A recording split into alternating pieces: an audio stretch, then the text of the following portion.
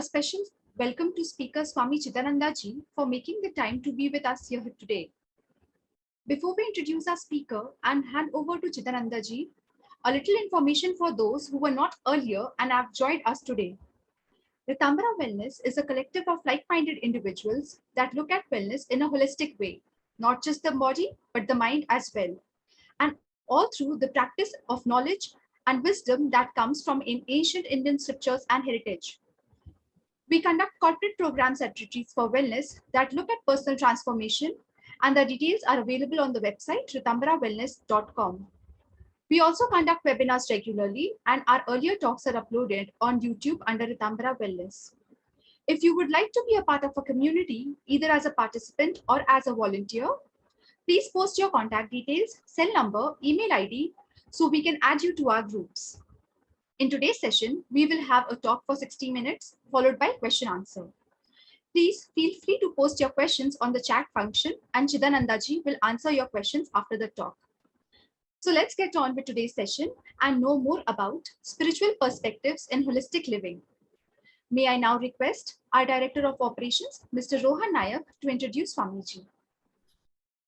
Good evening, everyone. It's my honor today to introduce Swamiji. Swami Chidananda ji has been a Vedanta teacher and speaker on human values for more than 3 decades. After he served for 5 years as a resident Vedanta teacher in San Jose, California, in the middle of 1990s, his work has been mostly in India and the USA. Dozens of young people whom he taught during his years at Chinmaya Mission are now Swamis and Swaminis in different parts of the world. He has spoken at corporate platforms like Microsoft India, Lucent Technologies Chicago. He has addressed audiences at academic institutions like IITs, ISBs, and IIMA. Since 2006, he heads 4Y Forum, a non-profit that disseminates philosophical and spiritual knowledge with special coverage of Indian ethos. Numerous talks by him are on YouTube at the 4Y channel.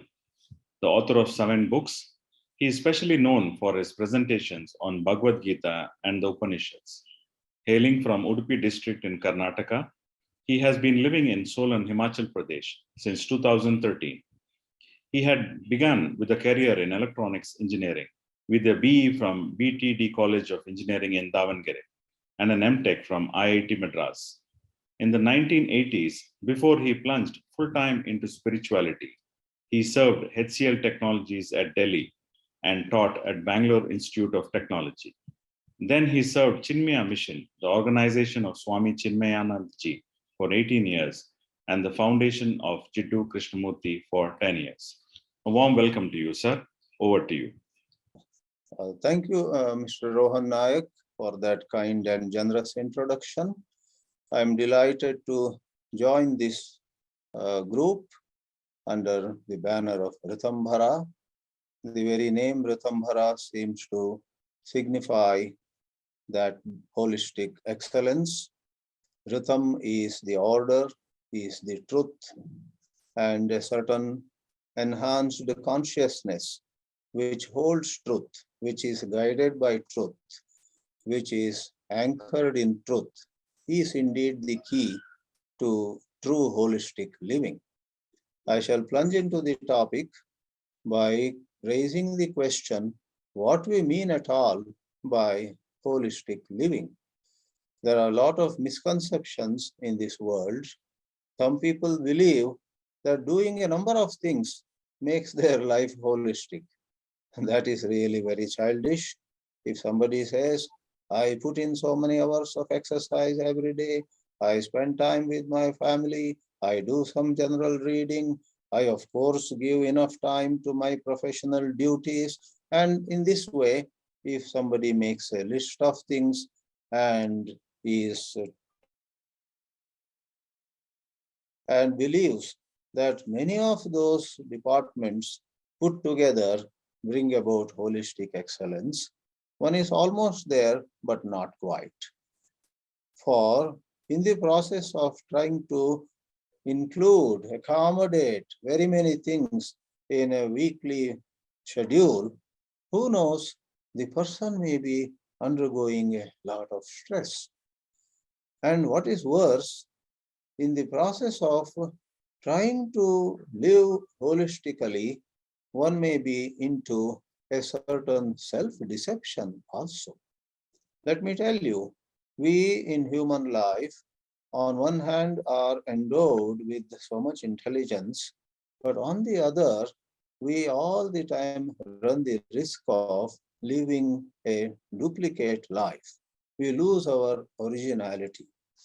I believe a spiritual teacher once advised his students, God created you originals. Please do not die duplicates. Do not die like in olden days, there used to be what is called carbon copies. So, are we looking at him, looking at her, trying to imitate Tom, Dick, or Harry and losing our own sense of who we are? This evening, I especially am supposed to throw light on holistic living from spiritual perspectives. What is spirituality? More than, again, over there too, more than talking about some spirits which move from place to place, which are, in the realm of mysticism, what is meant by spirituality is something on a deeper level than what meets the eyes. The physical body of you and me is most visible. We stand before a mirror, we see how we look. Others look at us from the physical angle of view. Then even our emotions, our words, we develop some communication skills, we improve our English or Telugu, Kannada or whatever, and we pat ourselves on the back for speaking well. But these are all shallow. Many a time in organizational behavior, we find a leader who is gifted with much less language than some others, but who delivers the goods so well. Whereas there are some who speak so well, but they don't perform. Therefore, what meets the eyes, what is superficial, is on one side, and whatever is deeper is on the other. Therefore, going for spiritual perspectives, we must examine a few deeper realms or layers of our own human life. Then, when that is understood, it may so happen that we are doing justice to many departments, many compartments of our life. But if we begin with wanting to do justice to those departments, then that is what they call in philosophy outside in approach. Spirituality is inside out approach. Life has both outside and inside. Both have to be handled finally. One cannot ignore the outside and work only inside, nor can we ignore the inside and be active outside. But spirituality uncompromisingly advises us to begin with inside. When there is inner cleansing, it has to show in the outer domain. Take, for example, a good medical system. It roots out the very germs, very root causes of a certain disease. And then the person, man or woman, would look healthy. The shine on her face, the vigor in his movements get better. Whereas if the patient says, healthy people walk fast, therefore let me walk fast, that will make me healthy. It's such a big mistake. The root causes of your tiredness, your body pain, your weakness, etc., are inside. Just as in a good medical system, we try to solve the problem at the inner uh, domain, in life as a whole, we need to examine how we can bring order, how we can bring true harmony in our life. In the Bhagavad Gita, some ideals have been described. Mahatma Gandhi himself was very deeply touched by a shloka in 12th chapter. Yasmat nodvijate loko, loka nodvijate chayaha. Harsha amarsha bhayodvegair mukto yassa chame priyaha. Take just the first half of the shloka. Someone who does not let anyone agitate him, nor does he agitate others. So no one can disturb my calm, and I'm not here to disturb anybody's calm either. This is a great ideal. No wonder you and I wish our life were like that. However, there is many a slip between the cup and the lip. Even as we go after a certain ideal, we find ground realities make it extremely difficult for us. Once more, I would warn, if we pretend to be a very calm person, that pretending can add to our stress. A great psychology writer observed one of the major causes of stress in the world is pretending. Not that you have a lot of work on your desk, but you are trying to send a message to everyone that I am doing very well, while actually a lot of files are yet to be opened. If you pretend you are smart and actually the story is different, stress begins to build up in numerous ways, including morality and so on. If someone pretends to be upright, that leads to more inner conflict only. So freedom from conflict is very close to holistic excellence. In this matter, I draw a line from Upanishads. At the end of Kenopanishad of Samaveda, it is said, this great Brahma Vidya, knowing Brahman. In our country, we have talked about Brahman as the supreme truth, and we are told we must know Brahman. Or in Advaita Vedanta, Brahma and Atma being one, you must know Atma. Yajnavalkya says to his wife, Atma va drashtavyaha. One must know the Atma, and for that, one must do Shravana, Manana, Nitityasana. Atma va are Shrotavyaha, Mantavyaha, Nitityasitavya. These are all quoted from platforms left and right in our country. In our country, we have so much of Vedic and Vedantic scholarship, but it seems that there is a gap between scholarship and actual touch with life. Returning quickly to Kenopanishad, the Rishi at the end says, for this Brahma Vidya, if anyone wishes to attain it, the most important prerequisite is Satyam. Tasyai tapodhama karmeti pratishta veda sarvangani Satyam ayatanam. Mundakopanishad says Satyameva jayate. Taittiriya Upanishad emphasizes Satyam vada dharmam chara. And our country, in its national emblem, took the line Satyameva jayate. Satya is much talked about, but alas, much less understood. I would introduce the Satya here in this presentation as, above all, being true to oneself. Almost 2/3 of our life goes trying to dance to others' tunes, knowingly or unknowingly. Knowingly, sometimes when we believe that I must be like him, I must be like her. Unknowingly is when sometimes we don't know what we want to do, but somebody impresses us so much. And unconsciously, that person becomes our role model, and we do not know who we ourselves are. Therefore, being true to oneself requires a tremendous amount of honesty and frequent introspection. What is it I really want? What is it that I really seek in life? Most of us do not ask that question at all. In fact, people keep a distance from spirituality, I tell you. They are afraid of spirituality.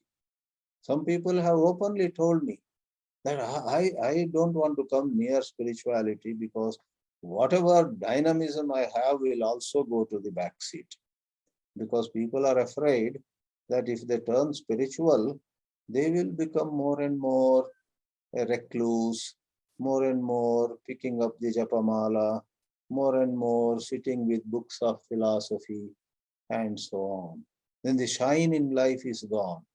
Today I mix with people, I talk to people, I accept challenges, I travel, I buy, I spend, I live an energetic life, and my God, this spirituality may take away all that from me. Is a certain fear in the human mind. The reason is spirituality has been misunderstood both by teachers and the students. A good friend of mine, an author herself in Chennai, Ms. Ranjini Manian, you must invite her to one of these talks. She actually coined two interesting acronyms. I came across these acronyms recently in a book by her, which is about women empowerment, and they are FOPO and FOMO. FOPO, what is this FOPO? FOPO, and it's nothing complicated. FOPO means fear of people's opinion. When you and I live in fear of people's opinion, what will my mother-in-law say? What will my older brother say? What will my neighbors think? Etc.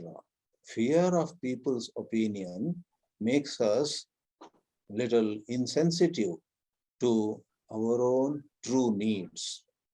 I need 7 hours of sleep at night, but out of fear of what some people would say about me, I try to cut it down to 6 hours. There are some people who put 3 or 4 alarms in their bedroom to ensure that they get up early. How sad. Fear of people's opinion. And another is FOMO, FOMO. That is fear of missing out. To be frank with you, after reading Ranjini's book, which she gave to me for review and some advice, I said, oh my God, this FOMO to an extent applies to me too. When different invitations come to me for giving lectures, I'm already stressed out sometimes, but I say, wow, this IIT is calling me. Wow, that corporate body, which is much in news, is inviting me. I don't want to miss out on this opportunity to speak at that platform. And I say yes, and I make various adjustments. Recently, I agreed for a certain lecture, and later I found at the same time I had another lecture somewhere. Then I prepared a pre-recorded video for one of them, sent it to them, and managed to deliver this lecture at the second place. Then I sat and wondered, wait a minute, I think I'm suffering from FOMO, fear of missing out. I should just let go of some opportunities in life in order to do better justice to what I accept. If I accept too many, then there is definitely a cut on the quality, at least in most of the cases. Friends, I am going into several examples, but please remember, I am trying to throw light on being true to oneself. One wants to be honest, but out of fear of people's opinion, out of fear of missing out on some special opportunities, one may actually not be true to oneself.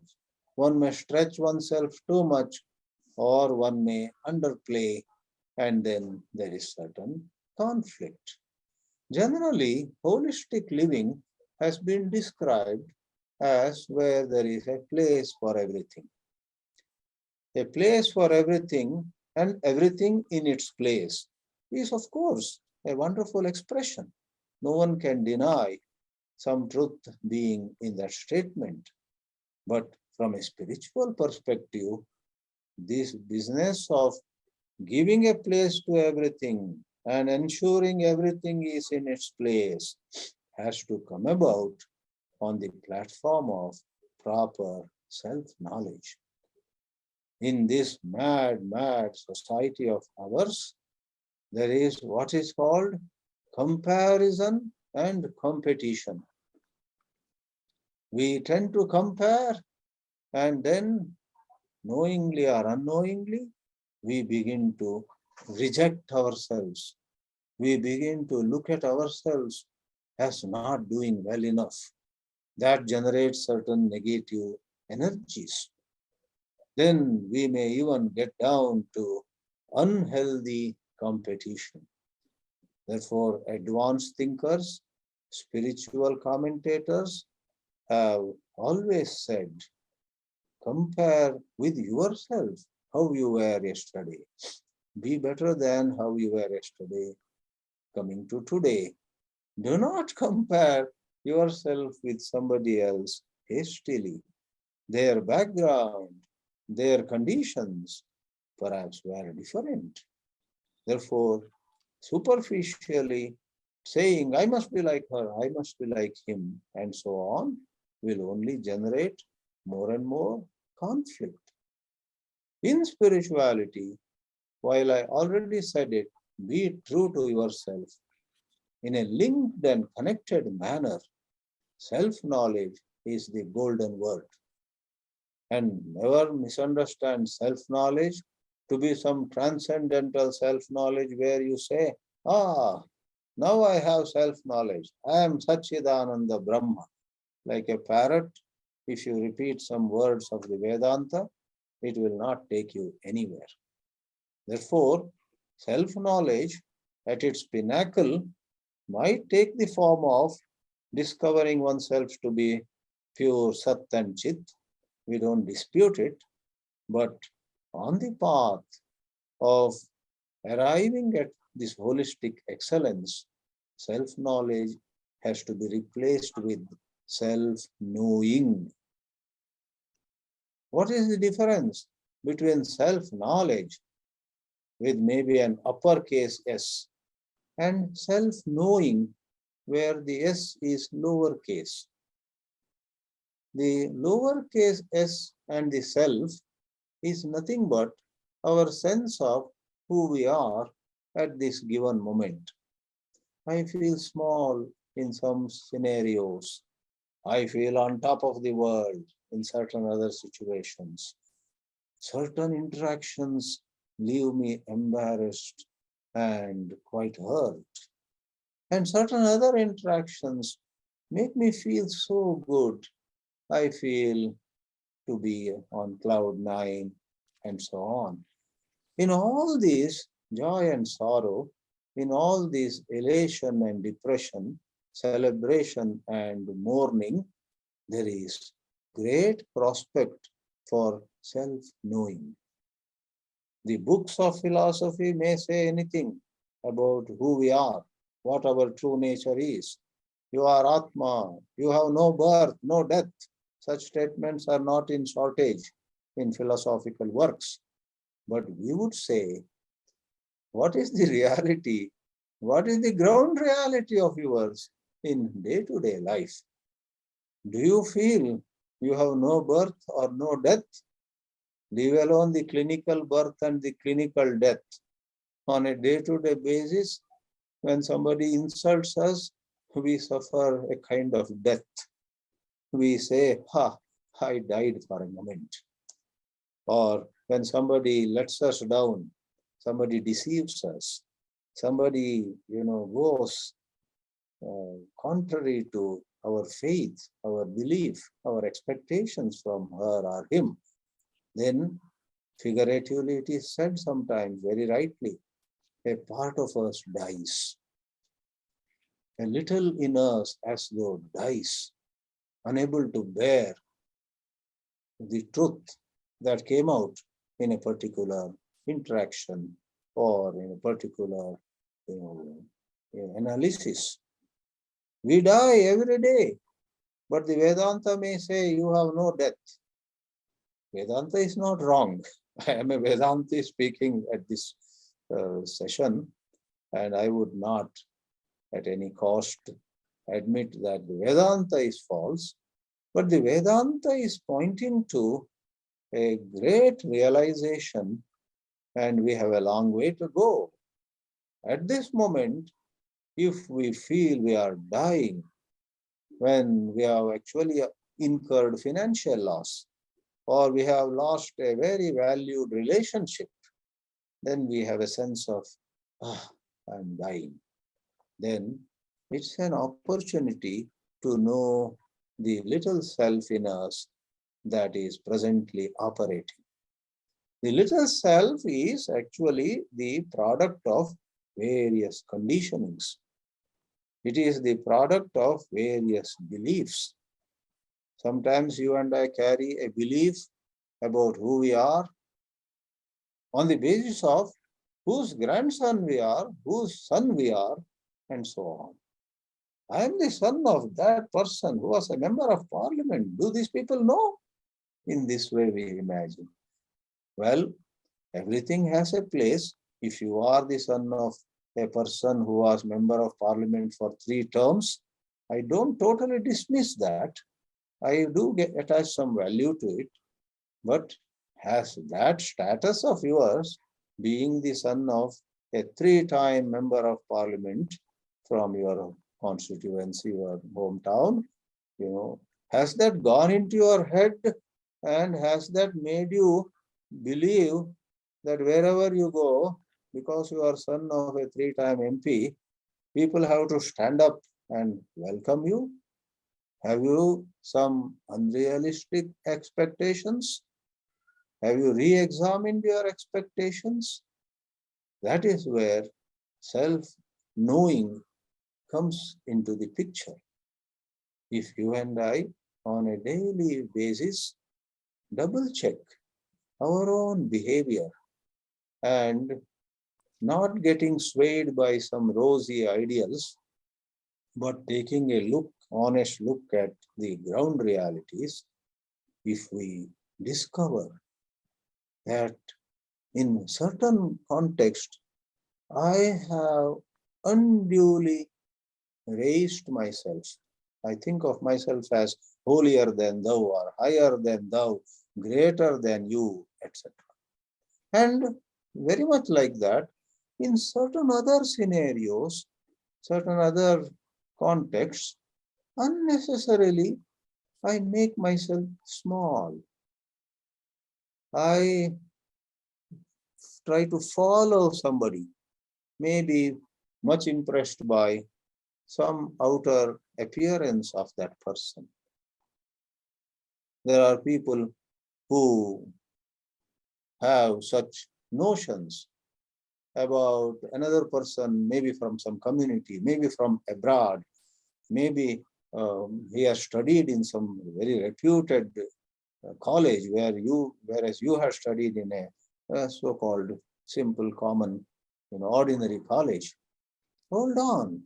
Just because you heard he is of that community, she is of that educational background, don't jump to the conclusion you are less and he is more. Everybody goes through this. I once read that, who was that? Ratan Tata perhaps, or his, maybe J.N. Tata. He wanted to do PhD in France, but the family's pressures made him come back to India. J.R.D. Tata, thank you. Let me correct myself. J.R.D. Tata. J.R.D. Tata was full of regrets.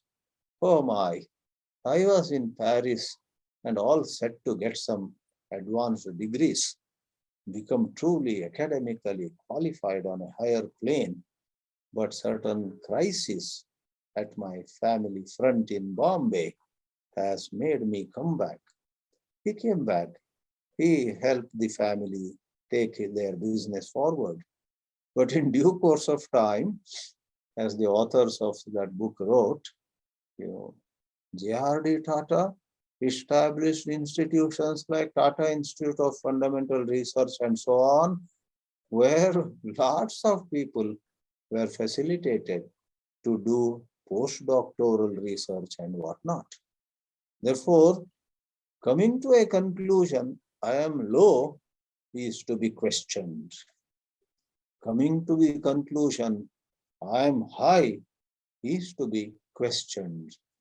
Constantly examining and re-examining what we think about ourselves can bring us closer to holistic excellence. Because when we live under illusion, when we are in the grip of some hastily arrived conclusions about our own self-worth, then we live in fear, we live in agitation, we live in self-rejection. Then it is so difficult for us to bring that holistic fragrance in our life. We want to do exercise, but our mind says, you better skip exercise today and work on that file and get faster, get ahead. And we want to spend time with the family, saying that the holistic excellence requires somebody do justice to different parts of his or her life. But the mind is not there. The mind which is wounded, mind which is injured by oneself imagining one is a failure, can leave behind a wound. And oneself imagining I have been so successful can also make one very insensitive. So much that I'm saying is not divorced from the high philosophy we have in our country. We have Ramana Maharshi. People took any problem to him. He said, who has this problem? And when people said, I have this problem, Maharshi Ramana, as everybody knows, said to them, when you say, I have this problem, can you examine what that I is? And he inspired thousands of people, if not more, to ask themselves, who am I? Who am I? I myself have been much inspired by that question, who am I? But over the years, I have understood that to ask who am I is not at all a japa. Like you say, Sri Ram, Jai Ram, Jai Jai Ram, you cannot go about saying, who am I, who am I, who am I, maybe with a japamala in hand. All right, I have asked who am I 108 times this morning. Today's sadhana in the morning is over. Night also again I will ask myself, who am I, counting the beads of a japamala. That is such a confusion. Who am I is not a japa, a mechanical repetition of the three words. Who am I is a very intense and quiet self-examination. When our thoughts say, my life is going a waste. Once at a certain place, I saw one lady in the second row of my class continuously crying. And at tea break, I asked her, why were you crying? I was 35 at that time, and she was probably 50 or something, so much older than me. She said to me, Swami, you are so young, and I am frank. Let me tell you why I was crying. In fact, I became so emotional as I sat in your lecture that I was not hearing your lecture at all. I was crying. I said, why? Why were you crying? She clarified. I looked at you and said, this 35-year-old young man has become a Swami. whereas my life is going a waste. If I had also gone for renunciation at the young age that this person has done, maybe, first of all, she got so distracted. Secondly, she was not aware that she was coming to two erroneous conclusions. By looking at my Swami dress or a bindi on my forehead and a japamala, etc., those days I used to have those, she imagined that this person has no conflict in life. I have not had a single day in life in my 65 years when did not have a conflict. Even let me tell you. But this lady cried, imagining here is a young fellow who has got enlightened perhaps, and here is me, 50-year-old lady, old lady, and who has not arrived anywhere. This is the mischief of thought. This is the mischief of, concluding. People conclude in bad and good things. Long back, I read a joke in a book of medical jokes. There it was said that there are some people who conclude in a very fanciful way. They build castles in air. There is this idiom, building castles in air. It was said psychotics build castles in air, neurotics frequently visit them, and lunatics go stay there. And there was a punchline at the end. Psychiatrists collect rent for those castles in the air. Book of medical jokes. Now, let us not get lost in jokes, though they are delicious. Our mind, your mind, my mind, in spite of a lot of philosophy we have read, lot of such programs we would have attended, our mind has a tendency, an old habitual tendency to jump to a conclusion. That lady was crying because she jumped to a conclusion. Her life was going waste, and this young Swami's life was so illumined, etc. Both were wrong conclusions. I often tell my students and others, all of us are in the same boat. And when they say, no, Swamiji, you have knowledge, then I make one concession. Probably we are in the same boat, but I may be sitting in the front. But we are in the same boat of life. All of us have a lot of questions in our head. I would like to make matters a little more clear at this point, how self-knowing, which is a very spiritual affair, is connected with holistic excellence. There is this expression in English, a round peg in a square hole. Some places they may say a square peg in a round hole, but let us stick to a round peg in a square hole. It won't fit. A whole lot of times, the absence of holistic living, where things are fragmented, where our growth seems to be lopsided, where we are doing justice here, but gross injustice somewhere else. We are good at work, but not doing well at home, or people at home love us, but we are not at all efficient at work. These are examples of where holistic living is jeopardized. There is no holistic excellence. I get praised here and I get completely rejected somewhere else. Then we feel, what is this? I would rather balance things out.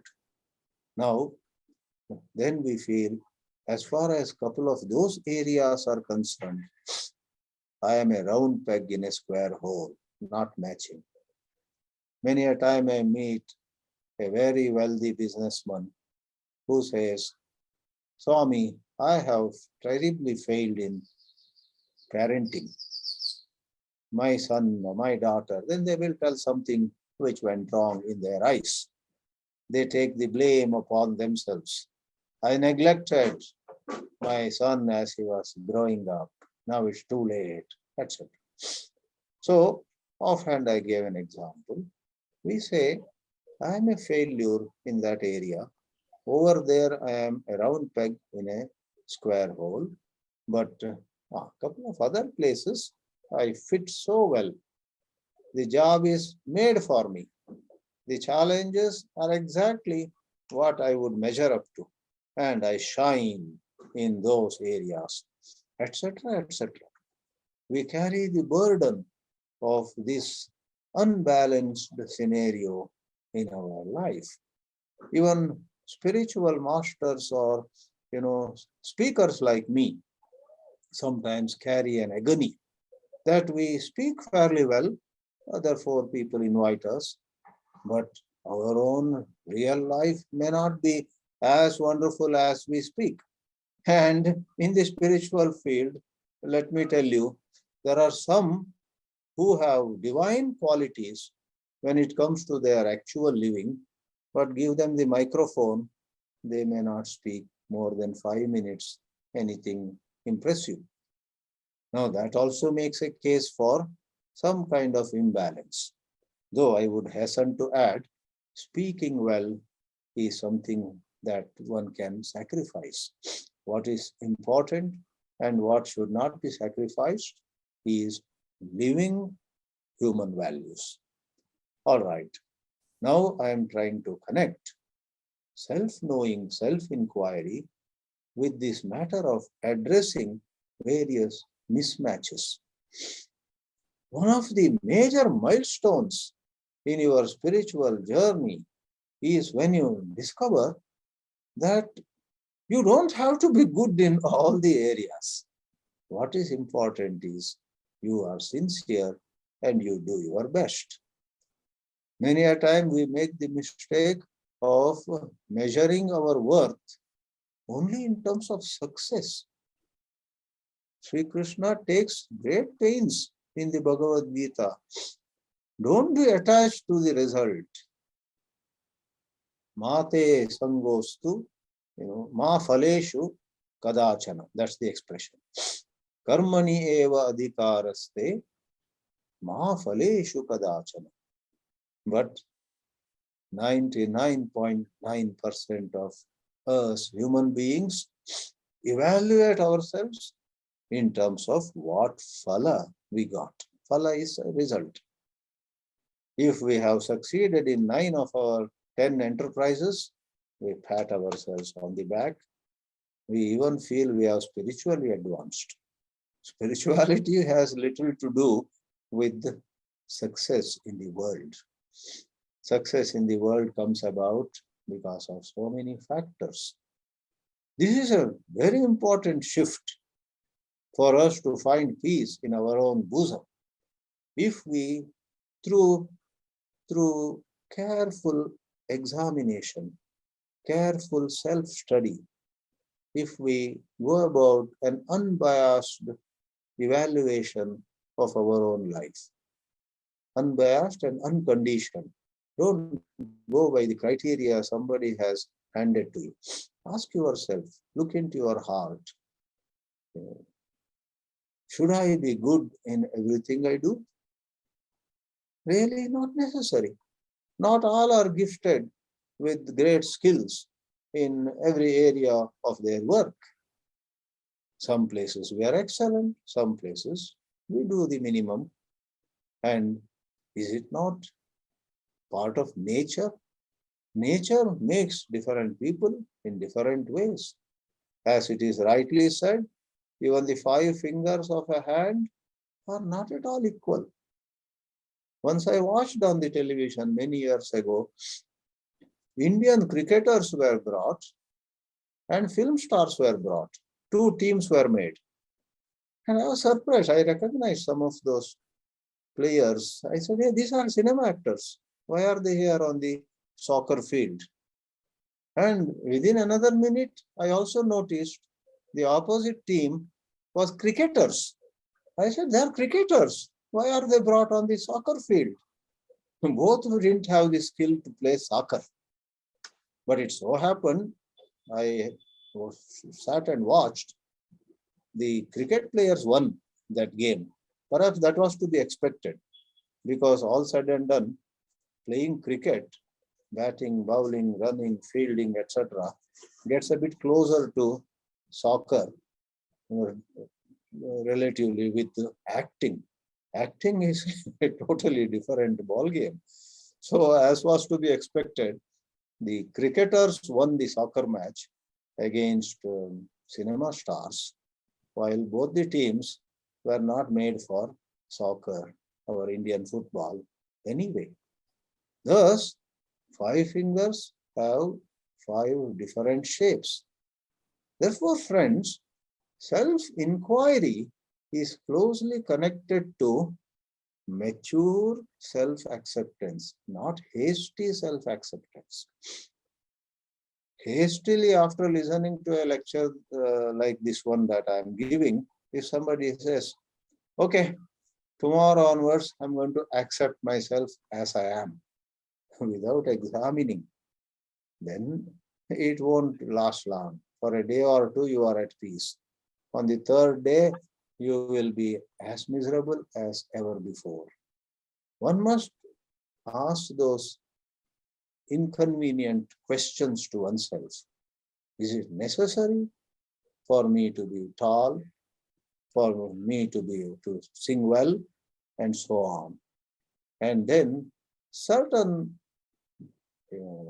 agitations that you and I otherwise carry go away.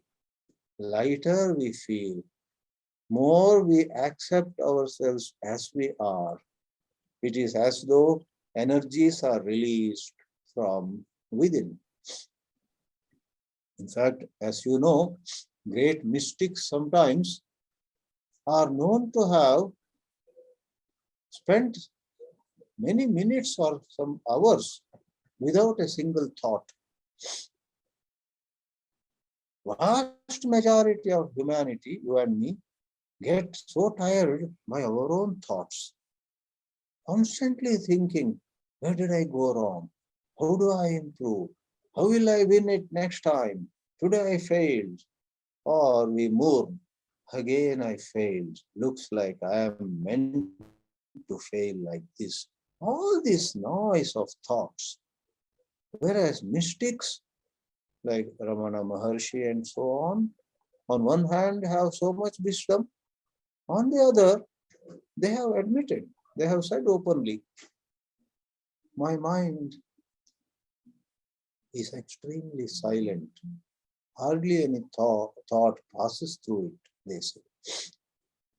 One of the jokes which has a serious significance that I had read some time back was, somebody went to J. Krishnamurti, a very illumined person, and asked with tremendous curiosity, Krishnaji, what do you think of Osho, Rajneesh? And Krishnamurti's answer was out of the box. J. Krishnamurti said, I do not think of Rajneesh. Lateral thinking. Whereas most of us would like to pigeonhole Rajneesh. Most of us would like to give what may pass as a considered opinion. We are so attached to giving an opinion on everything, on everybody. And there is a saying in English, those who kill by the sword also die by the sword.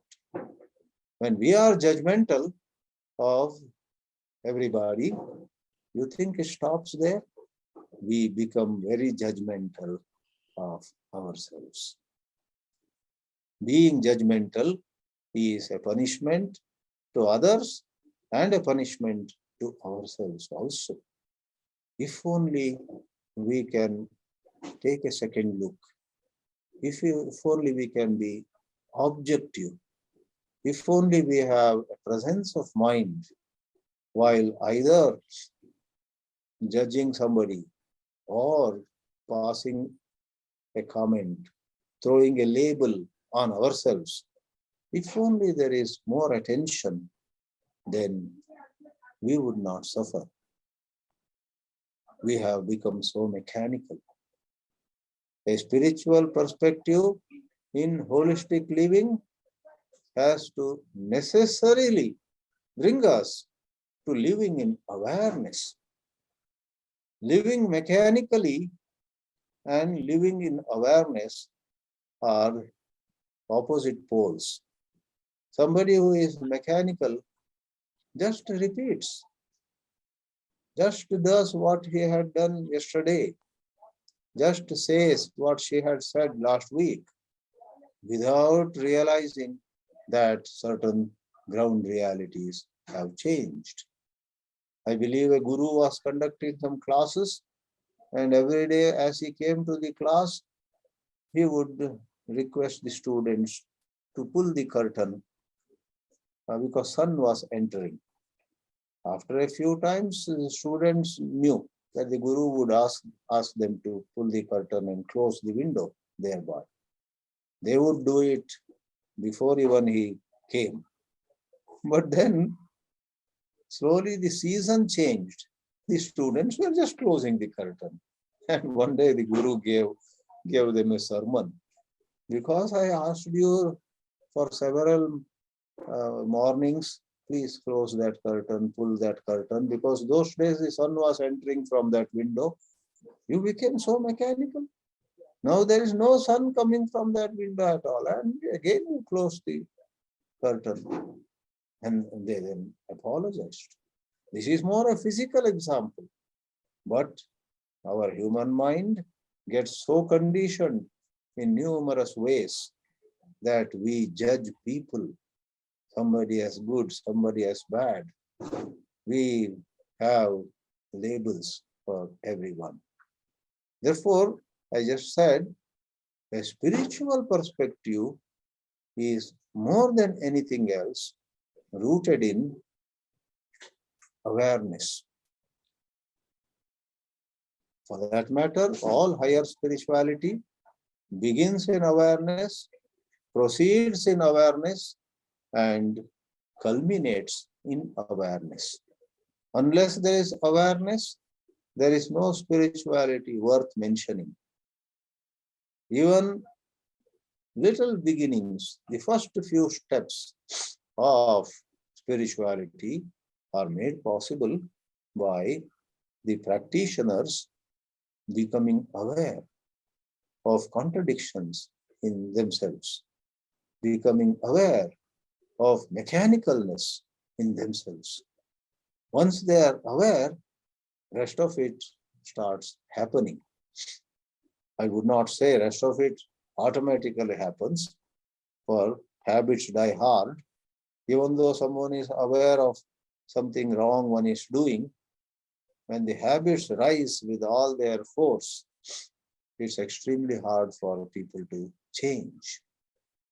So, while Ramana Maharshi asks you to ask yourself who you are, certain other magnificent spiritual teachers ask you to just live in awareness. Are these two different? I would dare say not at all. They are two sides of the same coin. In fact, if you ask yourself, who am I, while your mind is somewhere else, there is no awareness of the present moment, then that won't work at all. And if you say, I'm trying just to be aware, but there is no spirit of inquiry, there is no double checking. Is the position I'm holding true? Is the opinion I have about this lady free of bias? Is the evaluation that comes to my mind about this man conditioned by some childhood influences in me? Suppose there is an inquiry, we are asking ourselves, then there is great hope. Then there is all the chance that we rise in spirituality. Then a while ago, we said we are a round peg in a square hole. And you know what? Spirituality brings about such inner change that you, who were a while ago a round peg, become a square peg. That's the beauty of spirituality. And that's the beauty of our life itself. That's the hope. That is the promise. You and I can change. It's never too late. The Mundaka Upanishad talks of two birds. The first bird is most of the time unhappy. Dva suparna sayuja sakhaya samanam vriksham parishasva jate. Dva suparna, two birds on the same tree. One bird is most of the time unhappy because the fruits that it picks up turn out to be sour. Oh, this is not tasty. The first bird makes a face, picks another fruit that also is sour or bitter. Once in a while, the first bird does get a fruit or two which are sweet. That is when the bird smiles. The second bird, in a rather mystical way, the mantra says, does not eat at all. Anashnan anyaha avichakashit. The second bird shines. The face of the second bird is radiant without eating at all. What a great metaphor. Two birds on the same tree. The one that is eating fruits all the time is most of the time unhappy. And the second bird, which does not pick a single fruit, is shining with so much of inner joy. And in that set of mantras, in the Mundaka Upanishad, at the end it is said, in a set of 3 mantras, that the first bird, after a while, chances upon the second bird, looks at the second bird and wonders, how come the second bird is so happy? And it goes on gazing at the second bird.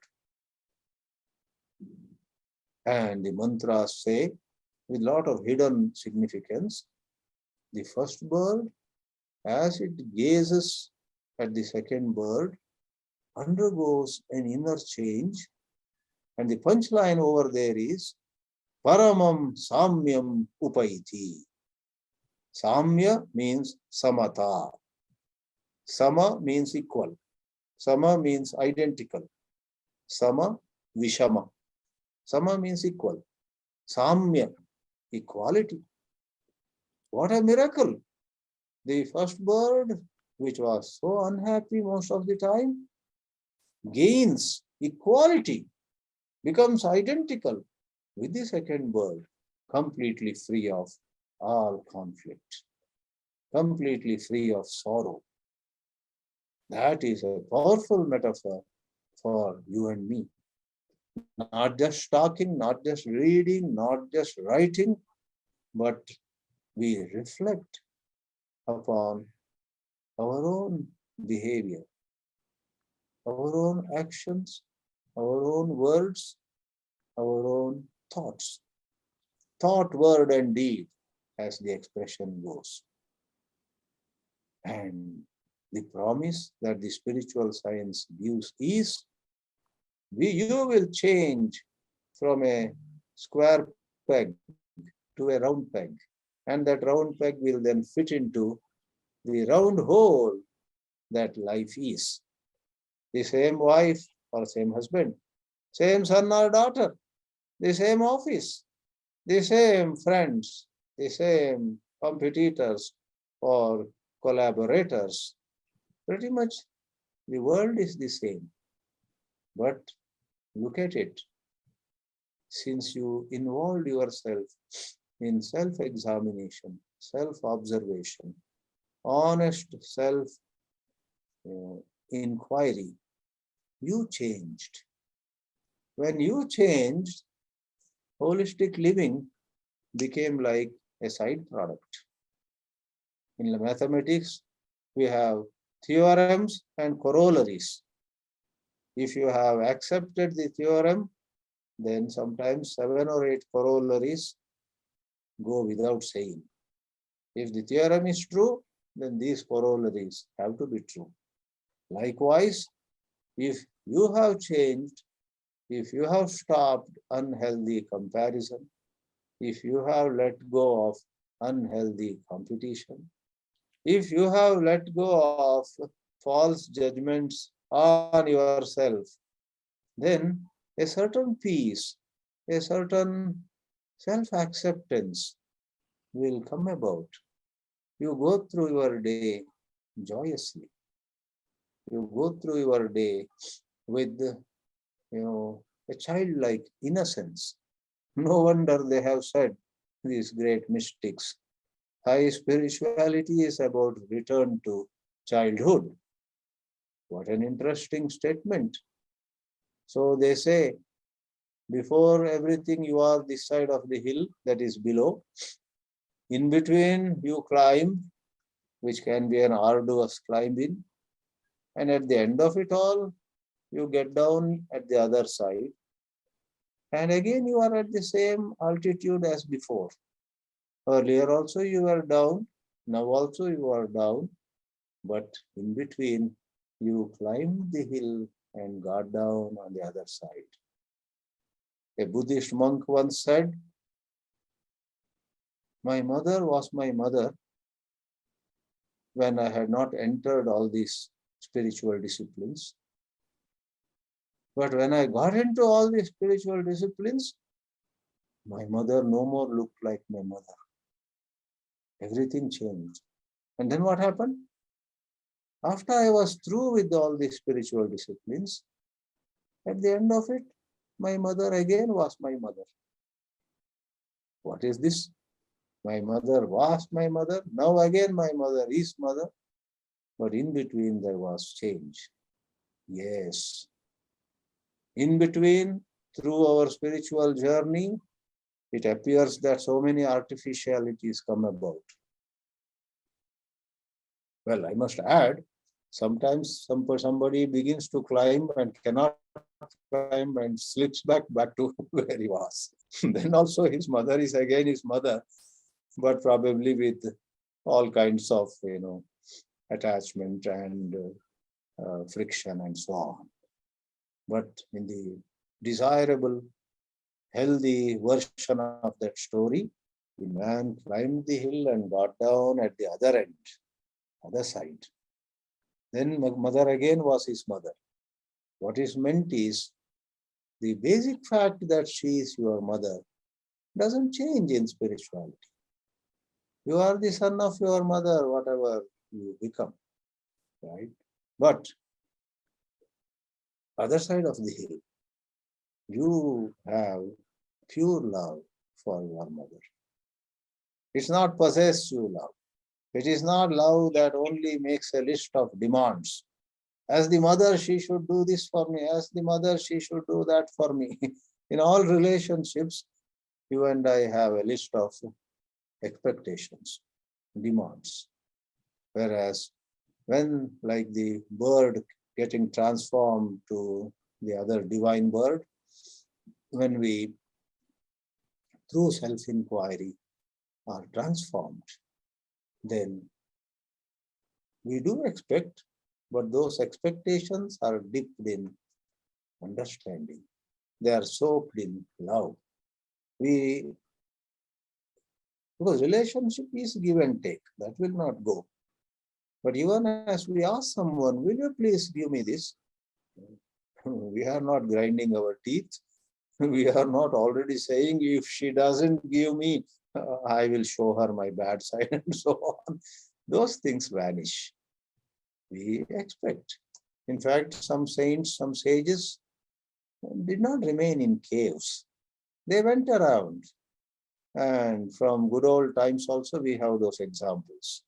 Adi Shankara, Ramanujacharya, Madhvacharya, all of them did not want anything, no expectations personally. But they went around, met kings, met well-placed people, and took their help, monetary help, other forms of help, to establish centers of learning, to establish temples, to set in motion various sadhanas for large numbers of people. So, did they just remain in caves saying, I do not expect anything from this world. I am in this cave waiting for my death. God forbid. True transformation is not superficial like that. It is an inner change. I would say that from a spiritual perspective, self-awareness, observing, honest introspection, being ready to learn from each other, being ready to change our ways when we discover something we have been doing is wrong. If there is an intense readiness, if there is an intense eagerness to let go of a bad practice, then something dramatic happens to us. The round peg changes over to a square peg and sits perfectly well in the square hole. You are either a square peg in the square hole or round peg in the round hole. There's no question of mismatch. Then out of that peace, out of that order, you will definitely do your best.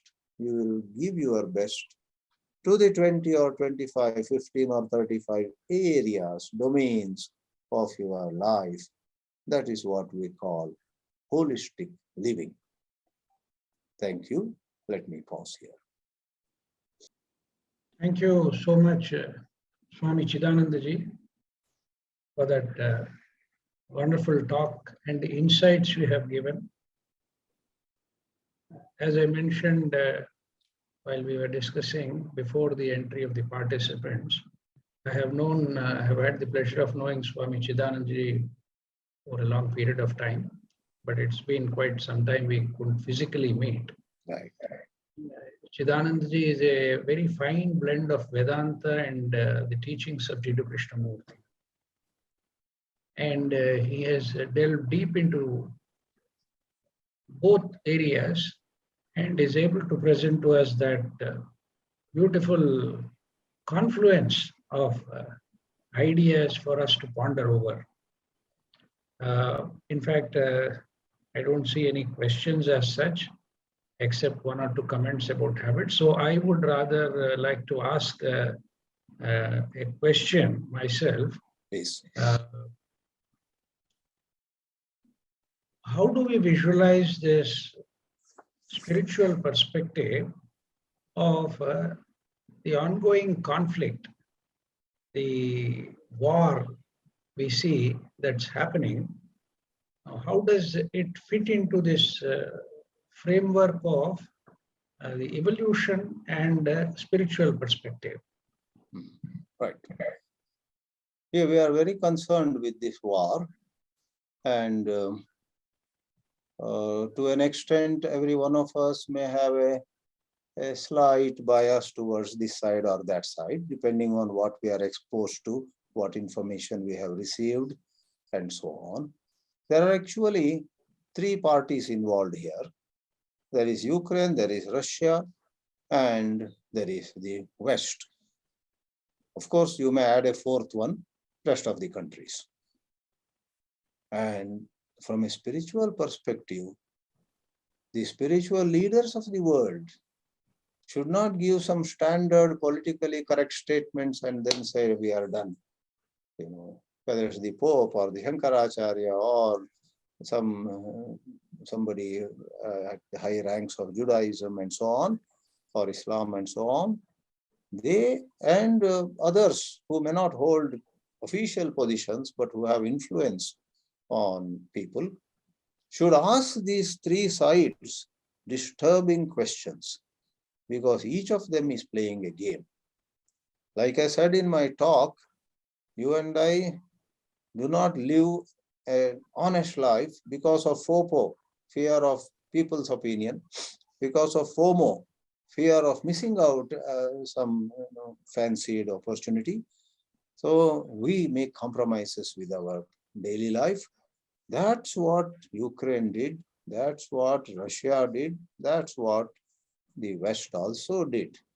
In fact, everybody is laughing now, to my knowledge, that the West is just supplying more and more arms to Ukraine. Good business, really.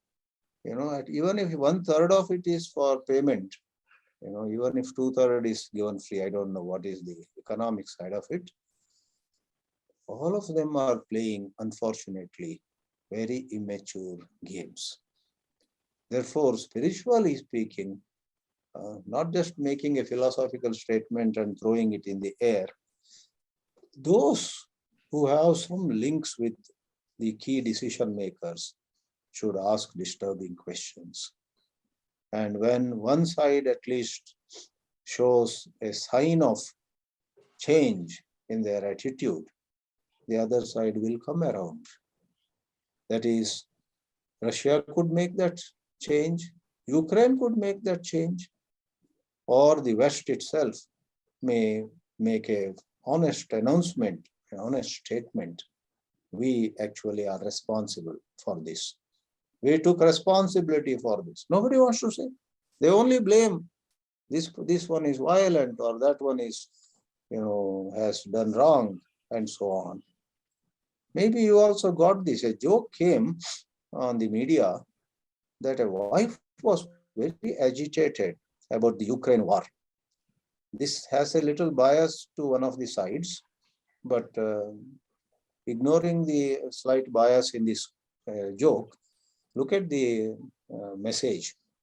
The husband heard, it seems, oh, you feel Russia is 100% wrong here. Ukraine has no fault at all. The wife said, of course, Ukraine is at the receiving end. People are dying. Civilians are dying. All horror is unleashed, the wife said. Now the joke, just a couple of more sentences.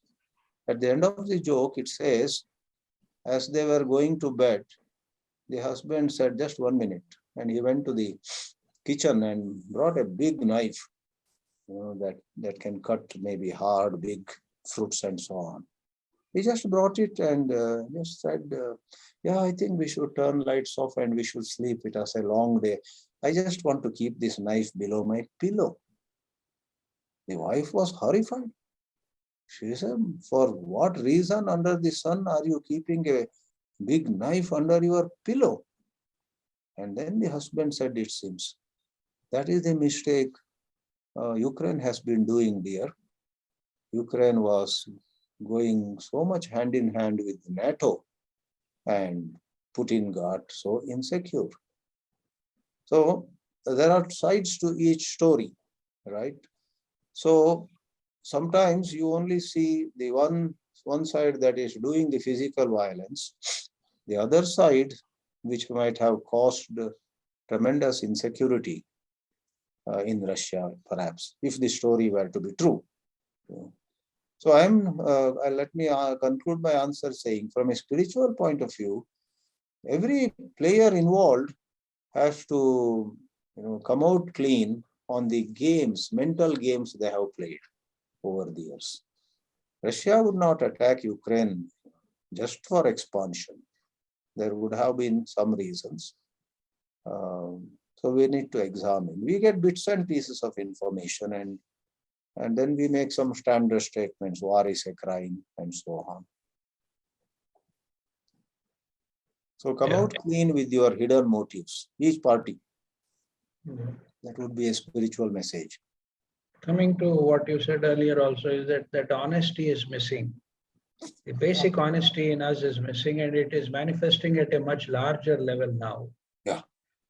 Yeah. Much larger. There's a question by Ms. Shantala. Shall I read it out for you? Can you please? Yes. She says, Namaste Swamiji, is it possible to really live with authenticity to one's own self in this globalized world where livelihoods are being driven by the market demands? Let's say being a creative artist who may not make good money, but lives an internally fulfilled life. That's the example given. Yeah. You see, we must always be true to ourselves. We must recognize our basic needs. We must recognize what we owe on a basic level to our family and so on. Accordingly, our conscience permitting, we may have to work out the way we function. If we go only by ideals that are written in the book, that may be suicidal. In this world which is full of competition, out of 10 things that we might want to do, there would be 6 or 7 which are not really necessary, which are because of our greed, our ambition, because of our fancies. So what honest people may do is let go of those 6 or 7 which are our greed, but retain those 3 or 4 which honestly our conscience says are necessary for me to eke out a livelihood. Therefore, if we can draw a dividing line between a decent livelihood and a fanciful life, then we can go to higher levels of spirituality. And as we go higher, more clarity will emerge. The unfortunate thing is when various opportunities to make some quick money, to become famous quickly, to get into some league of well-placed people, most people make a compromise. They will say, this is the last thing, and 2025 onwards, I will be very honest. This kind of postpone. Then you get sucked in.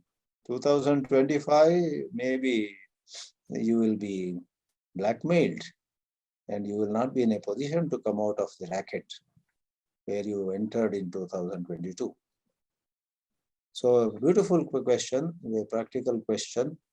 I would say I'm not asking anybody to stick to some Gandhian ideal or some other utopian ideal, but gather enough courage to do things which your own conscience says you can do. These 2 are things I can do. If your conscience says, for heaven's sake, do that. Life will get simplified. Thank you. Bina Mirchandaniji would like to ask you a question. Binaji, Please, can you Binaji. speak? Namaste, Swamiji. It's so lovely. Namaste, Binaji. Yes, I have noticed you from the time you entered.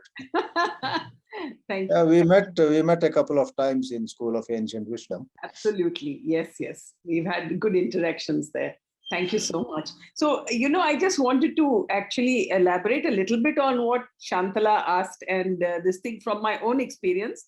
And then I also have a question for you. So, I'm very passionate about fashion merchandising. So I joined this company and I was head of the department and I was managing a huge team. And we were doing so well because we were all of us very passionate about what we did. We did exceedingly well. We just won awards every year. Oh. And, there was no question of even asking for a raise. It was just coming automatically, Oh. So it was a wonderful situation. But my boss thought that, she's very capable and she's doing such a good job. Let's elevate her to the next level. And he made me the CEO of the company. That brought with it something which I wasn't passionate about. It's exactly like you said, the round peg in the square hole. So put me into managing the company, which was much more about the numbers and the business and managing people than actually doing merchandising, which I love to do. Oh. It made me so unhappy that in a couple of years, I actually resigned, Oh. So, and the reason why I took it up also was because, there's this whole thing in society about, if you go to the next level, you get salary increases, you'll be recognized, you're successful. And, all of these things, which are all societal, things that we live by. And I didn't realize it at that time. But, now having been so much into spiritual thinking, and I realized that, it really is important for us to actually be that round peg in the round, in the round hole. And so we must follow our passion and we must not look at what society deems as success, because the success that we get out of the happiness, that we get out of being in the correct place I think that's way, way more superior to anything else, you know. So true. Yeah. So So true. this is my own personal experience. I just wanted to share it with Shantala so that, you know, it just adds a little bit. But my question to you is that I was recently diagnosed with cancer. Okay. Sorry to Yeah. know. So I'm actually in the process right now of chemotherapy. But when I was diagnosed, you know, a lot of my friends used to call me up and say, how are you? You know, so Bina, how are you? They were very concerned and very worried about my situation. But my response to them was, you know, always when I was discovered I had cancer, was that I'm fine. You know, I always used to say, I'm fine. And now I actually want to understand, where was that I'm fine coming from? Was it coming from my mental space, or was it coming from something slightly deeper where we feel that there is really no illness, you know? I mean, so I can't still understand that. I don't know whether it's a question of my understanding my own evolution before I can answer that question, but maybe you can shed some light on that. Mm-hmm. Yeah, when we say I'm fine, it's not false either.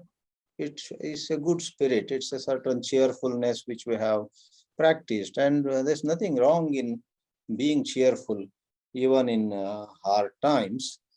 So we have to just examine whether there is a little bit of pretending or a little bit of mechanicalness. We just need to keep watching, and things will settle down on their own. In the simple act of saying I'm fine, nothing can be said good or bad. It's quite good. Why not? Because it reflects a certain positive outlook, come what may. So, but how much? I was happy when I said it. You know, it wasn't Okay. like, yeah. Good. That's good. That's a good sign. If you were happy when you said it, that's a very good sign, and that means there was less of mechanicalness or pretending. Right. There was indeed that positive energy inside welling up. Okay. All right. Thank you. We used to have a very old lady in the Theosophical Society called Mrs. E.N.T. Hoskins. She was a very good speaker. She used to, make a joke of it and say, when somebody asks you, how are you? She would say, I am perfect, but I have some problems in manifesting that perfection. Oh. Right. So inside we are actually perfect, because we have so many conditions and so many, mental blocks. We find it difficult to manifest that perfection. That is there. Well said. There are some comments in the chat box. Yeah. I don't know if there are any other questions which the participants are interested in asking.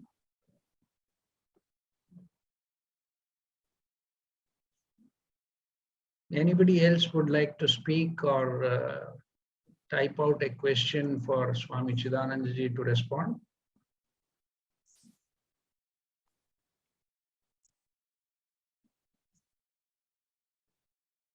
If there are no more questions, I would like to conclude this session by proposing a vote of thanks.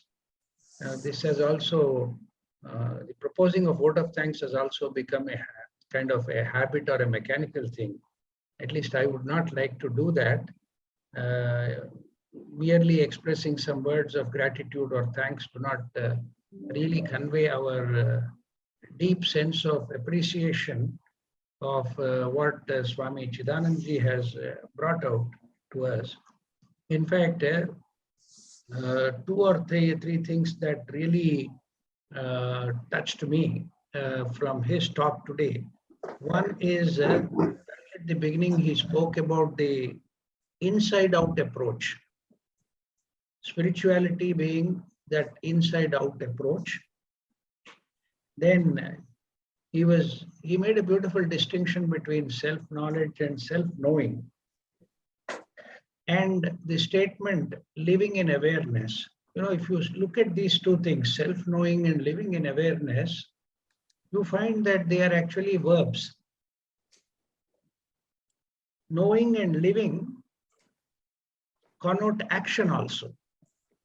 And action can only be in the present. So once when you have this awareness, and when you are living in awareness, you are actually acting in the present, and only that can bring about a transformation. That's my understanding and takeaway from today's talk. I see Ms. Shantala's hand going up.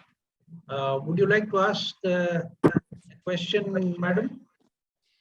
Yes, sir. Thank you very much. Yeah, Namaste, please. Swamiji. Namaste. Swamiji, actually, right now, Ms. Binaji has spoken about her condition. I would want to have some insight about how her condition is, like her understanding of her condition is different from how Ramana Maharshi would have perceived his own, cancer when he went through it. How is it different? Like, Oh. yeah. Yeah, we are really not in a position to judge people because Ramana is so well known. Therefore, we tend to believe that he handled it with 100% grace. And but we don't know. Binaji also may have, certain gifts within herself. The best thing is not to come to a conclusion. Every one of us, though we may not be famous, though we may not be well known, do have the potential, do have the hidden capacity to face situations in unbelievable grace. So let's hope Binaji is handling it extremely well. We wish her well. Yeah, you want to say something, Binaji? Yes, I'd like to add that, I don't see how we can even be compared. So, Shantala ji, because the thing is that when I was actually in my worst situation, there was nothing spiritual that actually, was holding me back. I was actually thinking that, is life worth living, that kind of situation. So I have been through all kinds of depression and, I have gone through lows, but somehow I managed to get out of it, probably because of some of the spiritual reading that I've done. I was able to get out of it. But, I'm sure Ramana Maharishi didn't go through any of this. He must have been completely stable through every aspect of whatever he suffered. But that was not my situation. So, there is really no comparison at all. And I have a long, long way to go. Long way to go. But right now, I'm very happy. I'm very thrilled. I chat with Krishna Paniji regularly about my thoughts and everything. And he gives me such great advice. And we have great interaction. And, I really know how to process this. The very fact that I believe in karmic, in the karma theory, and I believe that there is something karmic in what I'm actually suffering, brings me a certain peace already. I'm very much at peace that, yes, this is. And then I actually used to ask Krishna Paniji that, I've lived a really good life up to now. And is this how my life is going to be? I will not have anything karmic that I need to dispose of in this life, or how's it going to be, And this was a question I may have asked him maybe 3 or 4 years back or something. And then now I did get the cancer. So, it is really, it's a question of coming to peace, finding peace in everything. So really this karmic theory and my belief in all of this has really helped me through. So I have to add that to it. Thank you. I think the answer to some of the questions or things that are agitating our mind are already there in Swami Chidanandaji's talk today, because he made 2 more interesting statements: being true to oneself and also warning about the aspect of pretending, which would always be very stressful. So maybe some of the manifestations in the form of physical pain or mental suffering is on account of our own pretense, which could be very stressful. And being truthful to oneself and acting in a very natural manner and being what we are could open up a new vistas for our understanding, and that itself could manifest as a healing process. Yeah, it's all it's all in that holistic living, not fragmented or partial or in a very constrained manner. The holistic living, as he has rightly put it, is the spiritual perspective is to act from inside out. When we are true to ourselves inside, then everything else falls into place, and we are able to look at it from a totally different dimension altogether. So thank you so much, Swami Chidananda, for this wonderful interaction today. And on behalf of Rtambhara Wellness, I would like to express our appreciation and gratitude to you.